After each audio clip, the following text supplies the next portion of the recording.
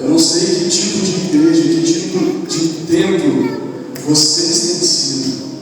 Ou seja, eu não sei como que as pessoas lá fora veem vocês. Aquelas pessoas que falaram, deram entrevista ali, é daquela forma que ele viu o testemunho de alguém na rua. Não precisou de ninguém falar para eles não, entendeu? Eles viram o que eles falavam para um tesouro. Estou perguntando se você é o cara que chega aqui todo dia, senta, assiste culto e vai embora. Estou te perguntando qual é o testemunho que você dá.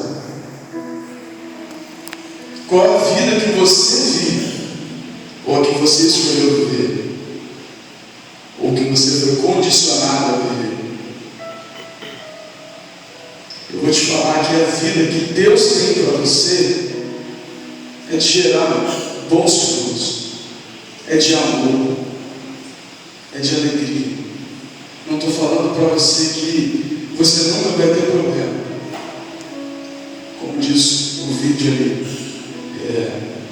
o problema vai depender de como você age perante o problema. Deus tem uma vida maravilhosa para você. Deixe de viver conforme a sua maneira. O que vocês estão ouvindo aqui não é de mim. É porque Deus está falando com vocês. Eu só sou uma pessoa que me capacitei para que Deus me usasse. Então, o que vocês estão ouvindo é o que Deus está falando com vocês. Então, deixe gerar um pouquinho de temor e respeito a quem Deus está falando com você. Em nenhum momento eu julguei o tipo de vida que vocês vivem. Nem Jesus veio para condenar o mundo, para julgar, ele veio para salvar. E nós, como representantes de Deus na terra, nós temos que levar a salvação. E o que nós estamos levando?